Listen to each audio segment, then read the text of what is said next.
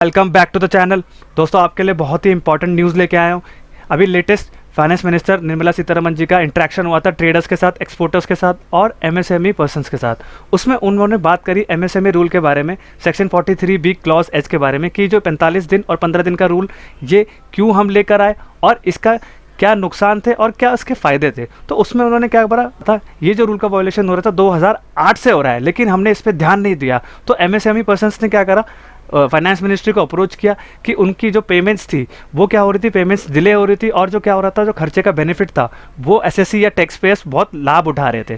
तो उसके रिगार्डिंग में उन्होंने अभी लेटेस्ट जो प्रेस कॉन्फ्रेंस करी उसमें उन्होंने बहुत सारे सवालों के जवाब भी दिए ट्रेडर्स के और एक्सपोर्टर्स के। तो उसी के बारे में हम लोग बात करेंगे कि आगे इन्होंने क्या क्या जवाब दिए, क्या क्या और सवाल हुए उनसे और क्या क्या उन्होंने जवाब दिए रूल के बारे में। तो दोस्तों वीडियो को स्टार्ट करते हैं। हम इसमें 4 चीज़ों को कवर करेंगे। पहला हम बात करेंगे, फाइनेंस मिनिस्टर ने बोला कि जो पेमेंट करनी है आपको एमएसएमई को, वो आपको कब करनी है, जब आप जिस साल में आप अपने खर्चे का बेनिफिट ले रहे हैं। सपोज करिए मैं 23-24 की बात करता हूँ।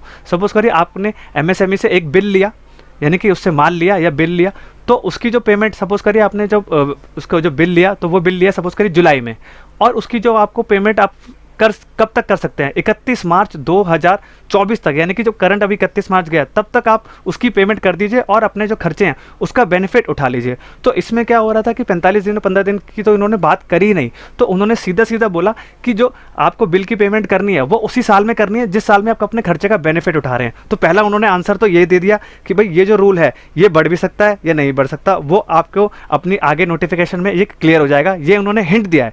सेकेंड हम बात करेंगे एमएसएमई को, जो वो था ये वायलेट कब से कर रहे थे इस रूल को। ये जो रूल वायलेट हो रहा था 2008 से इसको क्या कर रहे थे, रूल को वायलेट किया जा रहा था। लेकिन जो 23 का बजट आया उसमें उन्होंने क्या करा, उसमें इसको आपने इनकम टैक्स के एक्ट के जरिए यानी कि 43B क्लॉज एच के जरिए इसको क्या करा, मैंडेटरी प्रोविजन के रूप में कन्वर्ट किया, क्योंकि ये रूल का वायलेशन हो रहा था। और क्या होता है, बहुत सारे एमएसएमई की जो पेमेंट थी वो ब्लॉक हो रही थी और एमएसएमई वाले ही ने ही अप्रोच किया था फाइनेंस मिनिस्ट्री को कि भाई आपको इसको स्ट्रिक्ट प्रोविजन बनाना पड़ेगा।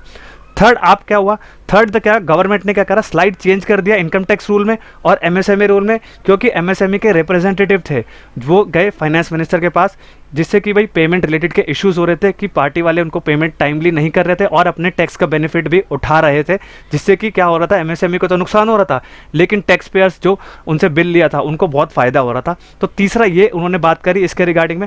अब चौथा क्वेश्चन, सबसे इंपॉर्टेंट सवाल आता है कि तो so the real question comes whether the rule is extended और नॉट, कि क्या जो ये रूल है ये बढ़ गया है या नहीं बढ़ा है। फाइनेंस मिनिस्टर ने तो हिंट आपको दे दिया है, अब आपको जज करना है कि ये रूल बढ़ा है नहीं बढ़ा। अब जुलाई के बजट में जो भी आएगा, जो फाइनल बजट आएगा उसमें हम लोग ये नोटिफिकेशन का वेट करेंगे कि इसमें उन्होंने क्या संशोधन किया है या चेंजेस किए हैं।